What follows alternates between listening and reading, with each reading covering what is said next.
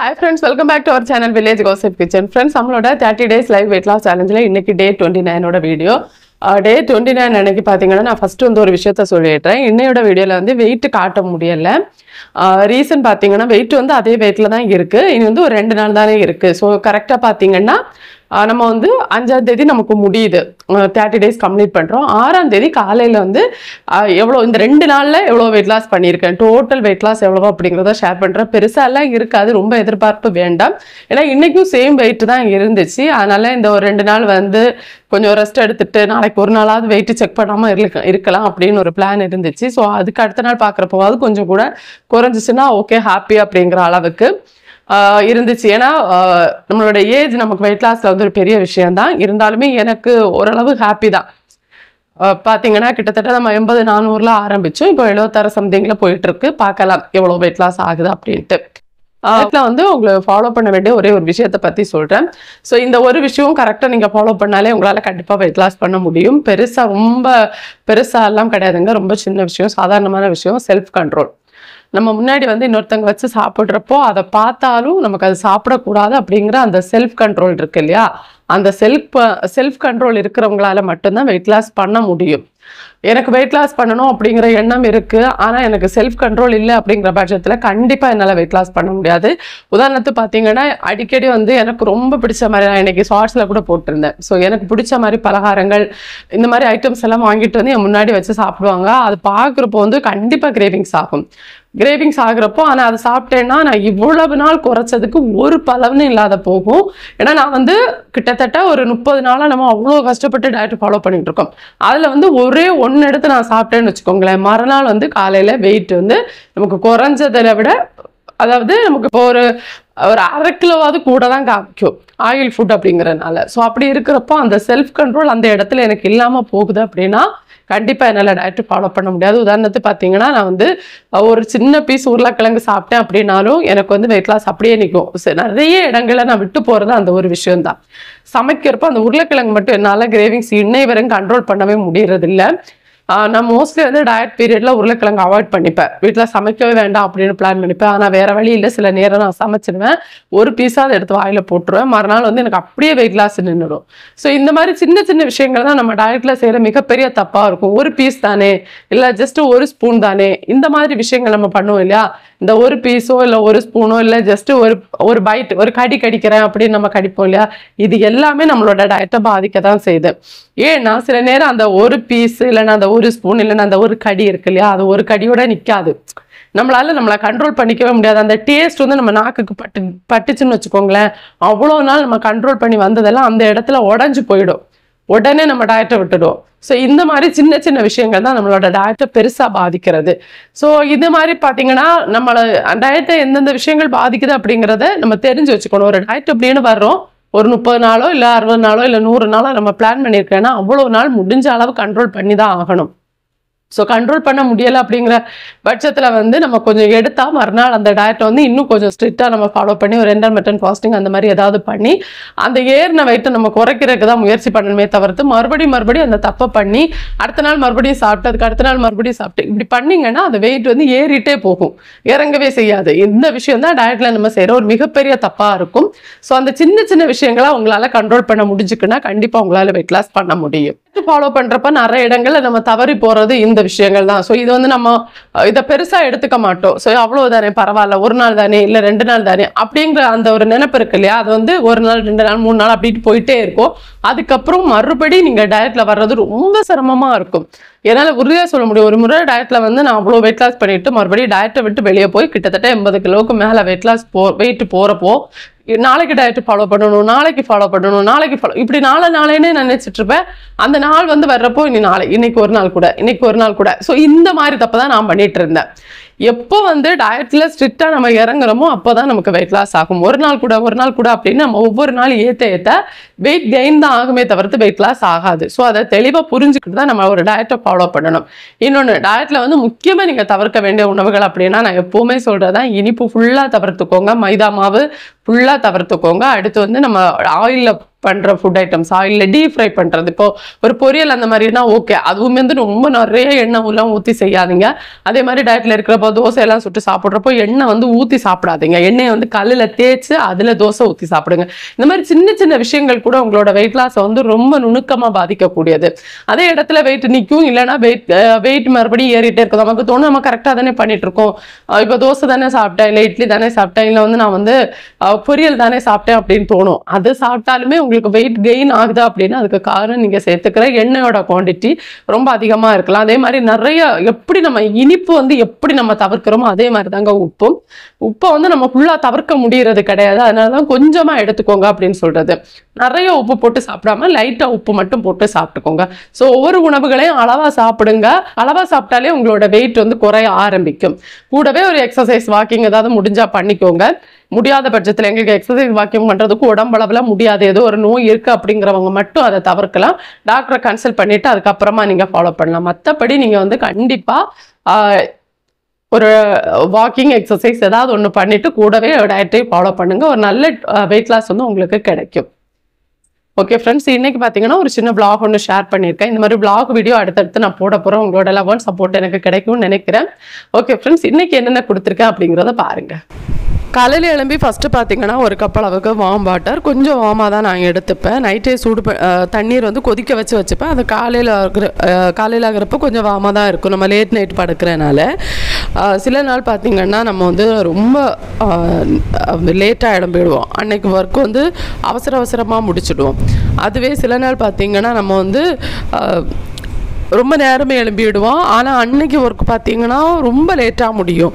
ஏன் அப்படின்னு நமக்கு தெரியவே செய்யாது. எனக்கு இன்றைக்கி அப்படி ஒரு நாள் எழும்புனது எல்லாமே நல்லா நேரமே எழும்பிட்டேன். ஒரு 5 மணிக்கெல்லாம் எழும்பிட்டு என்ன செய்கிறது ஏது செய்கிறது அப்படிங்கிற அந்த குழப்பம் நைட்டே பிளான் பண்ணிட்டு தான் படுத்திருந்தேன். காலையிலேருந்து அவியல் வைக்கிறோம். 50 ரூபாய்க்கு வாங்கின காய்கறியில் கொஞ்சம் மிச்சம் இருக்குது. அதனால் இன்றைக்கி வந்து வாழைக்காய் இல்லாமல் அவியல் வைக்கணும். நம்ம டயட்டில் வாழைக்காய் எடுக்கிறப்போ நமக்கு வெயிட் லாஸ் ஆகலை இல்லையா, அதனால் வாழைக்காய் இல்லாமல் நம்ம வந்து அவியல் வைக்கணும் அப்படின்னு பிளான் இருந்துச்சு. கூட வந்து குழந்தைங்களுக்கு தக்காளி சட்னி பண்ணி கொடுக்கணும் தோசைக்கு. அப்புறம் வந்து மீன் குழம்பு வைக்கணும், மீன் பொரிக்கணும், அப்புறம் டீ காஃபி தோசை. ஓகே, அவ்வளோதான் நம்ம பிளான் பண்ணியிருந்தோம்.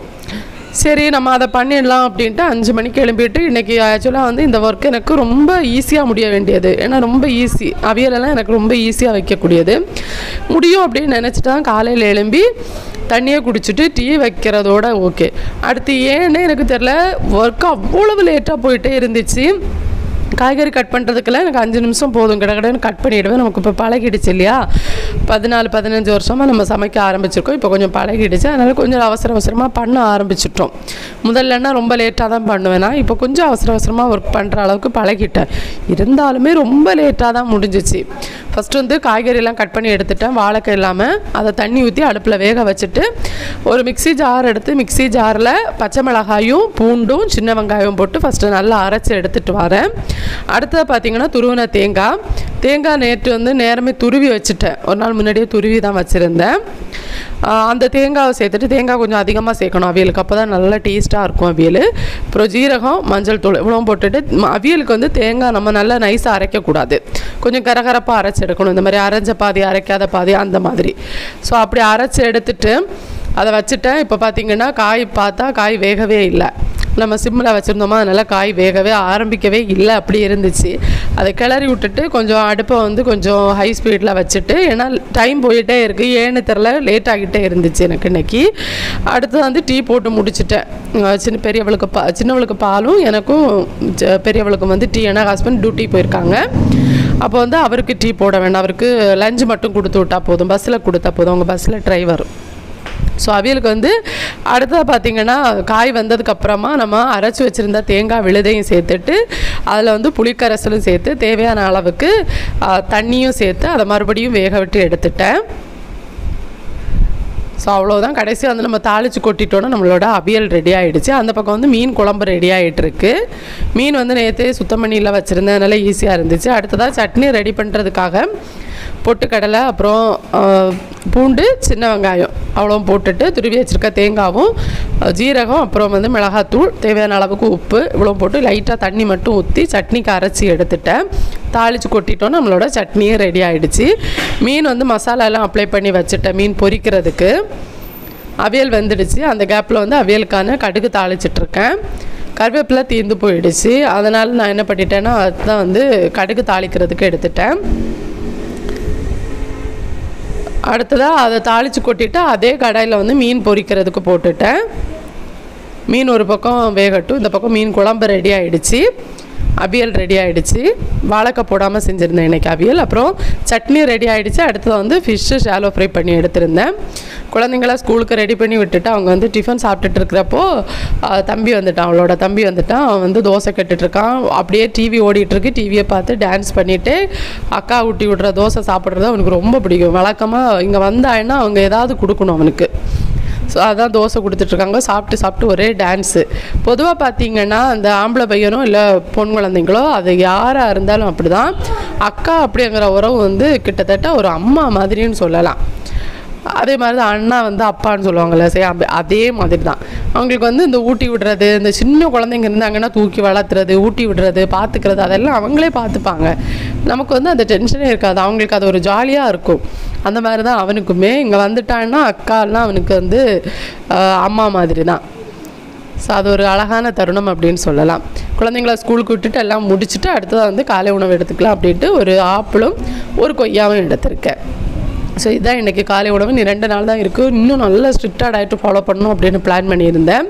அடுத்ததாக வந்து சாப்பிட்டு முடிச்சதுக்கப்புறம் டயர்டாக இருந்துச்சு, அதனால தான் சாப்பிட்டேன். ஏன்னா வெளியெல்லாம் கொஞ்சம் ஒர்க் இருந்துச்சு. முற்றம் தூக்குறது, பெருக்கிறது இருக்கு இல்லையா, நாங்கள் தூக்குறதுன்னு சொல்லுவோம். முற்றம் தூக்குறது, அப்புறம் வந்து குழந்தைங்கள ஸ்கூலுக்கு விட்டுட்டு வீடெல்லாம் சுத்தம் பண்ணிட்டு வந்திருந்தேன். அதுக்கப்புறமா தான் பாத்திரம் கழுவிட்டு நான் வந்து டிஃபன் சாப்பிட்டுட்டு வந்து பாத்திரம் கழுவுறேன். எனக்கு அந்த ஒர்க்கெல்லாம் முடிக்கிறப்ப ரொம்ப டயர்டாக இருந்துச்சு. நம்ம நைட்டு வேறு பெருசாக சாப்பிட மாட்டோம் இல்லையா, அதனால் டிஃபனை எடுத்துட்டேன். டிஃபனை சாப்பிட்டுட்டு அடுத்த வந்து வெசல்ஸ் கொஞ்சம் இருந்துச்சு, கொஞ்சம் தான் இருந்துச்சு. சமைக்க கழுவி வைக்கிறதுனால பெருசாக இல்லை, கொஞ்சம் தான் இருந்துச்சு. அதையெல்லாம் எடுத்து வச்சு ஒதுக்கிட்டு அந்த இடத்தையெல்லாம் க்ளீன் பண்ணிவிட்டு பின்னாடி முத்தை மட்டும் நான் பெருக்காமல் விட்டுருந்தேன். அதை தூத்துட்ருக்கேன். அதை தூத்துட்டு அடுத்ததான் வந்து நம்ம துணி நான் கையால் தான் துவைப்போம். இப்போ வரைக்கும் வாஷிங் மிஷின் எதுவும் நம்ம வாங்கலை. அதனால் துணி துவைக்கிறதுக்காக துணியை வந்து தண்ணியில் ஊற போட்டுட்டோன்னா ஒரு 10 நிமிஷத்துக்கு அப்புறம் துவைக்கிறதுக்கு கொஞ்சம் வசதியாக இருக்கும் அப்படின்ட்டு தான் போனேன். அப்போ தான் வெளியே வந்து அப்படியே ஒரேடியாக தூத்துட்டோன்னா நம்ம அந்த இடத்துல தண்ணி விழுந்துட்டுனா ஒரு மாதிரி ஆகிடும் இல்லையா. கொஞ்சம் சர்ப்பு போட்டுட்டு தண்ணியில் கொஞ்சம் துணியெல்லாம் இருக்குது, அந்த துணியெல்லாம் எடுத்து ஊற வச்சுட்டு வந்துட்டேன். ஒரு 10 நிமிஷத்துக்கு அப்புறமா போய் துவைச்சிட்டு அப்படியே குளிச்சுட்டு வரலாம் அப்படின்னு நினச்சேன். ஸோ அதுக்காக தான் ஊற வச்சிட்ருக்கேன். என்னை இப்படி பார்க்குறப்போ உங்களுக்கு தெரியும் உடம்பு நல்லாவே மெலிஞ்சிட்டேன். ஆனால் கை பார்த்திங்கன்னா தெரியும் இப்போது ரொம்ப பல்காக இருக்குது. அப்படியே வந்து பக்கத்தில் தான் ஷாப் இருக்குது, அங்கே போயிருந்தேன்.